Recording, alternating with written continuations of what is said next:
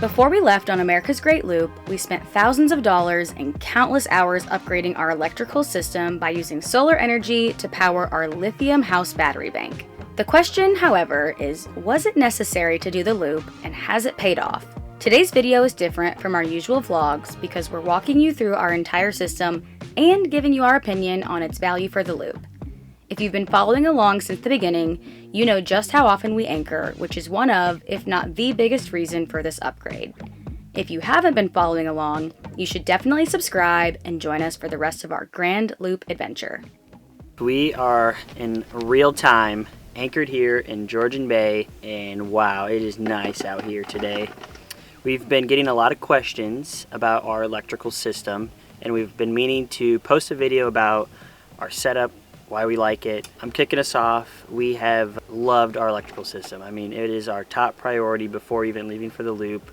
We've been on the loop now since February, and it is middle of July, and we haven't plugged in to shore power since Manio, except one time in Aurelia. But other than that, we just don't really rely on grid power.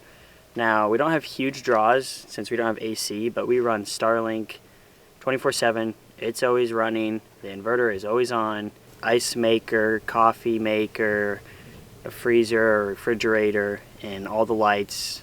Strong toilet flush. We just never really worry about our electrical. So since we're here on Anchor, it's a good time to walk through and show you what we have for setup. Ripley, you want to go show us the solar panels?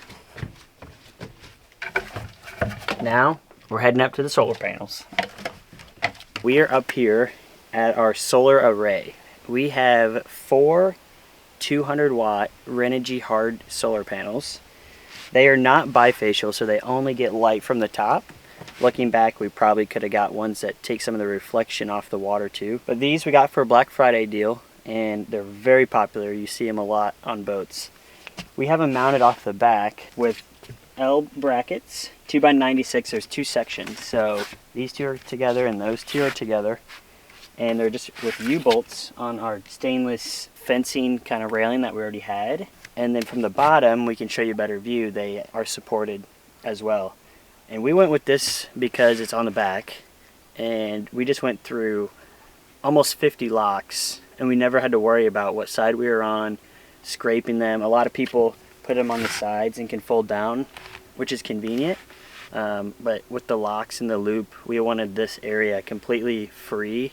We felt like if they're off the back, they were more out of the way.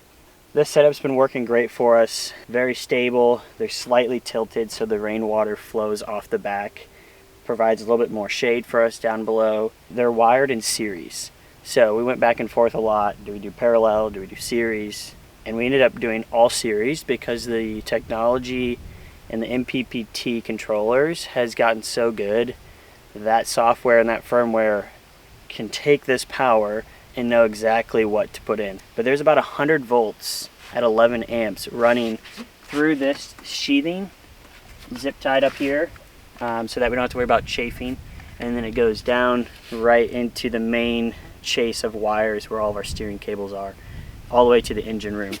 And they're just connected with MC4 connectors, zip tied as clean as we could, ran along there and then down. So that is the setup for solar panels. Between these 800 watts, we charge very quickly. And we did all this on a mooring ball. We did install all this on a mooring ball in Stuart, Florida, which you should go check out that video. It was pretty eventful as we're out there swinging, mounting this. We also decided not to mount them on a bimini because you can get some pretty good technology with flexible panels nowadays. And we decided not to do that because we want to be able to get skinny when possible. We can fit under a 14-foot bridge, folding everything down in less than 5 minutes. So we did not want to do the flex on top of the bimini. Okay, before we go down to the engine room, let me show you our panel where everything comes in. I think it's important to talk about because we get asked a lot what stayed and what was new. So this is our panel in the boat. We have all of our DC switches up here and breakers, and then our AC alternating current down here. This completely stayed the same. We didn't touch any of this. All of the wiring from here to the lights and the electronics and the autopilot all comes from here and then goes out, and we didn't touch anything from there. We just went from here back and actually kept a lot of the main power wires for here as well. So just something to point out, this all stayed the same. Here we are in the engine room as well as the garage and storage, but luckily it's big enough that we could mount everything and explain it. So on the port side, I call it the blue wall because you'll see all the Victron blue components. We opted to go for Victron. You'll see it a lot when researching. It is definitely probably like top of the line. Good customer service, really good videos and manuals and support on how user-friendly it is with their apps. I would say we've been very happy with it. And that's the only thing we really bought that was like top tier. I'll get into the batteries in a minute, but I'll start here because I'm close to it. We have our inverter charger. It's a 3,000 watt multi plus 2. This is probably the most complex part when it comes to off-grid living, but also the most important because coming off the batteries is just 12 volt DC power. So any appliance you want, you have to rely on an inverter to change it to alternating current like 120 you're used to in a house. We have currently the Starlink running off of it. The ice maker's running currently, and this thing isn't hot. Honestly, most of the warmth comes from being close to the engine. We have these two flat wires that you would see like run through a house. One goes from the inverter to the panel, and the other one goes from the panel back to the inverter. So we had to do 2 runs of those. This blue controller, and then the main positive negative connects into our distribution link. So you'll see in our battery box here, it's fairly, simple now that I've done it, but it's certainly not simple the first time you look at it. So our old batteries were just AGM lead acid. Actually, I think they were starter batteries. They weren't even really meant for like deep cycle running. They had cold cranking amps labeled on them instead of amp hours. So just a different chemical makeup, but here is our Lifetime lithium iron phosphate batteries, which you come across some old timers and they're like, why do you have lithium? Lithium's so, new technology or can be dangerous. And they're thinking of a different type of lithium before lithium iron phosphate came out. And so these batteries, I have a cool story, a little scary, but cool story. When I was setting this up, I accidentally crossed the positive and negative with a wrench in my hand. It short-circuited. It welded the wrench to the terminal, and the Class T fuse, which is right here, didn't even pop because the battery management system built into these batteries caught it first and shut all the amps off. So we're pretty happy with them. They're certainly less expensive than like Battleborn or Victron's actual batteries, but they are wired in parallel. So you'll see a positive negative comes off each terminal into the Class T power in, which is on the right there. And then this is our smart shunt battery that I can read on the phone app. So that's all that's connected to the batteries. And here is all of our loads. So we have, any home run wire, anything you needs power has to come from here. So that's why there's the most wires coming out the bottom of this one. We have basically just took all of our existing wires that were connected to the batteries and threw them right into the distribution block. You're supposed to put a fuse as close as you can to the source of power. So the source of the power for everything on the boat comes from right here. And there's fuses directly in this distribution. It's called the Lynx distribution system. You can stack them as long as you want. And these lights will be on if you pop a fuse. You'll see here, this is a fused connection. I ran out of spots, so I just connected more right there. All of the power needs a fuse at the source. So you really should put a fuse like right here at the terminal.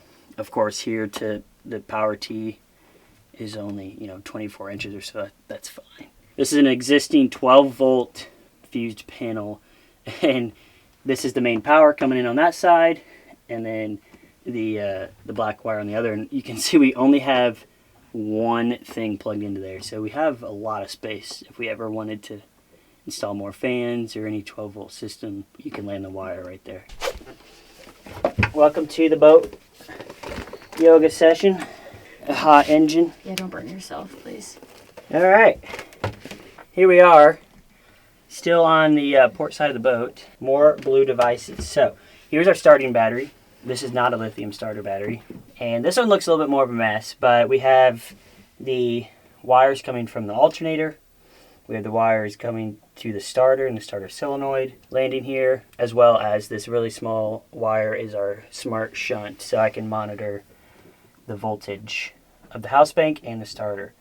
So they're completely disconnected. We could run all of that house battery down and still start the engine. As you continue to look at all these blue devices, this is our smart solar charger. We just have one because it's pretty big. It's a 150/60 is the size, and that's sized off of your solar array. And you can see it's in bulk state, so we're harnessing a lot of the power from our solar grid right now. These are the two main wires from the panels into the PV. That's your solar side. And then the battery side, it's reading how much is coming in, and it needs to know how much the batteries can take, and then it sends that amount. So yeah, these wires come down, across, and there is a breaker right there if we ever need to shut off the solar. That's the breaker. So then we also charge our batteries by the alternator on the engine. But because they're lithium, we have to charge them a little bit more uniquely. What happens is our alternator charges the starter battery.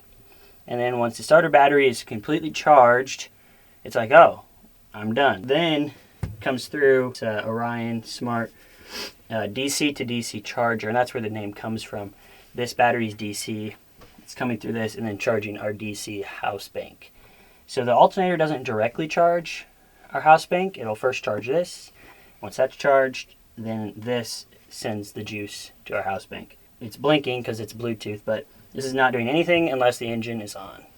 So important for the loopers because we move a lot, and not sitting on anchor for extended amount of times, we can always top off this way too. So between this and this, 800 watts, we always keep our 600 amp hour house bank pretty much topped off.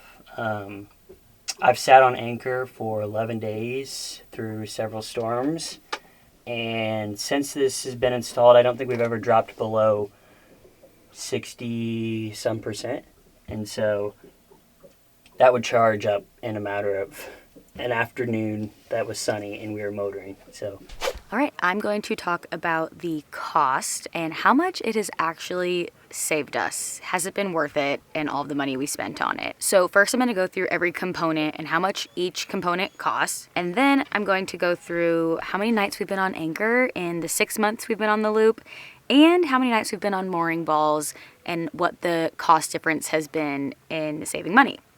So very quickly going through all of the different electrical components, we were able to get our 4 200-watt Renogy solar panels for a total of $748.96. We did get those for sale on Black Friday. Then we were able to get our 2 lifetime batteries also on sale from Amazon, $640 a piece, making a total of $1,280. Our Victron Multiplus was $997. That one kind of hurts a little bit. The Victron DC to DC charger was $215. The Victron Lynx distributor was $200. The Victron MPPT was $340. We were able to purchase the Victron Smart Shunt from Facebook Marketplace for $80. I think it goes for $150 typically, but we got it for $80. We spent $298 about at Marine Connection, which is a secondhand / surplus marine store in Fort Pierce. There we got the stainless steel pipes and some wires, which saved us a lot of money. We have a miscellaneous category of $560 from places like Boat Owners Warehouse, Home Depot, and West Marine. Things like shrink wrap, fuses, crimps, etc. We also got the Victron Class T Power In for about $182. And then we also spent a little over $800 in labor. We hired Connor with Vessel Guru to come and do a once-over on the boat. He kind of helped Evan finish up a last couple connections and go through like a safety check, and he was invaluable. That price also includes a couple additional parts that were needed to complete the project. And full transparency, we kind of did a swap with him. I traded video content, so we did get a little bit of a discount on the labor portion.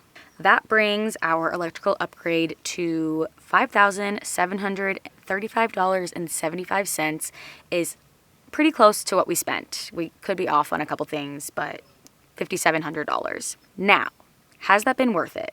We have been on the loop for 6 months, and in those 6 months, we have been on anchor 74 nights. If you take $2 a foot on average, some places are a little bit less, some places are a lot more. But if we take $2 a foot, which I think is generous, times 36 feet, which is our boat, that averages $72 a night that we spend at a marina. That does not include any charge for electric or anything else that we would spend there. So on anchoring alone, we've saved $5,328 is what I've guesstimated. Now, if we go over to the mooring ball category, I went and looked back at all of the mooring balls we've stayed on, how many nights we've stayed on them, and what the docking price would be compared to the mooring ball price.